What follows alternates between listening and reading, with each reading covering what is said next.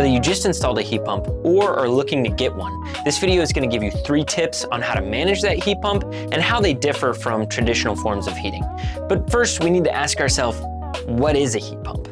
It might surprise you to learn that you already have a form of heat pump technology in your home. You see, a refrigerator and a heat pump work essentially the same way.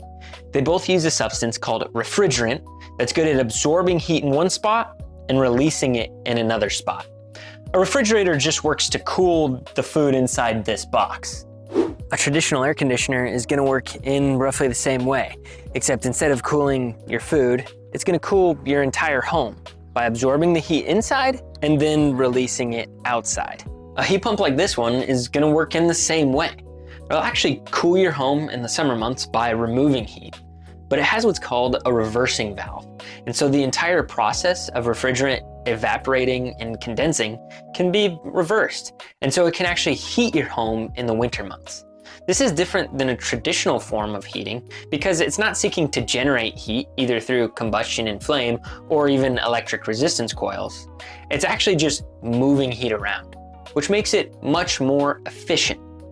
And with that in mind, let's go ahead and look at some tips for how to maintain your heat pump and get the most out of the heating and cooling. And the first tip is going to be to set it and forget it. You see, heat pumps are precision instruments. They run to keep a home comfortable at a low energy usage. And so they're not actually supposed to start up and shut off over and over again. And so don't get worried if your heat pump is running consistently for longer periods of time. It's supposed to do that as it's maintaining low energy usage and keeping the home comfortable. So once we set our temperature, usually in a range of a high and a low, we can just forget about it and let the heat pump do what it's supposed to and run at different speeds to heat the home. We can also usually schedule it for different times of a day, whether we want it cooler at night so that we can sleep or warmer during the day. We can schedule those times into the heat pump and allow it to do its job. A lot of them also have special features to take into account peak hour usage. And so those times of day when energy might cost a little more, it may preheat or pre-cool the home in order to maintain those consistent comfort levels throughout the peak energy usage hours and not use as much energy during those.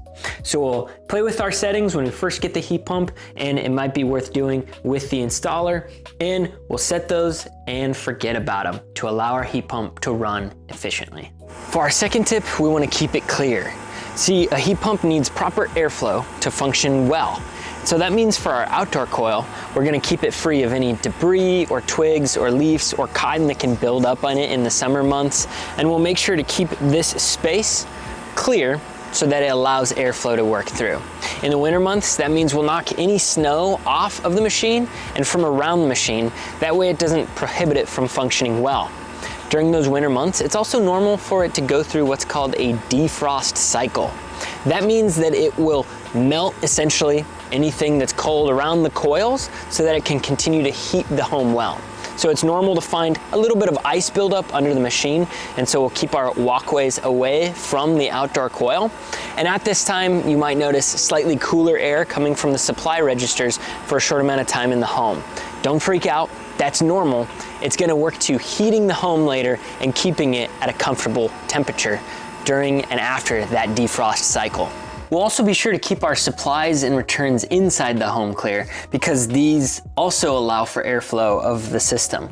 The returns need to be clear so that enough air can return to our heat pump to allow it to continue to functioning well and have proper filtration of that air. And so we'll keep our supply and return registers clear as well. For our third tip, we want to make sure our heat pump is cleaned and tuned.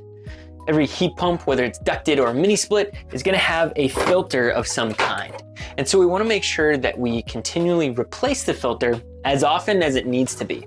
Now, for some filters, that's going to be every 1 to 2 months, and for others, they may go 4 to 6 months. This depends on the filter type, the size, and the manufacturer of the heat pump. So check with those, and it's a good idea to leave a reminder either on your phone or on a calendar to replace this filter. That way it doesn't get too built up with dirt.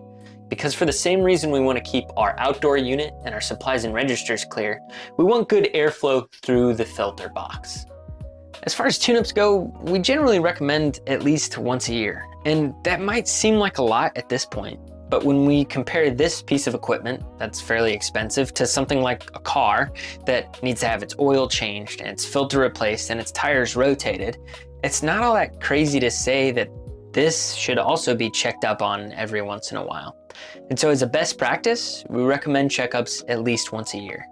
Most companies will have a deal where they can come out to your home, check it over, tune it up, clean it, replace the filter, and make sure that it's good to go.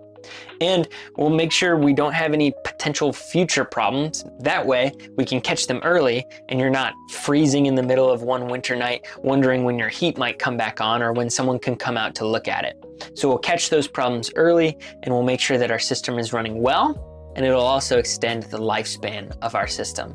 And each time we have a checkup, we'll have some kind of a way to tell us when we might need to schedule another checkup. We hope these tips were helpful to you as you navigate either getting a heat pump or providing for your current heat pump. Thank you for watching.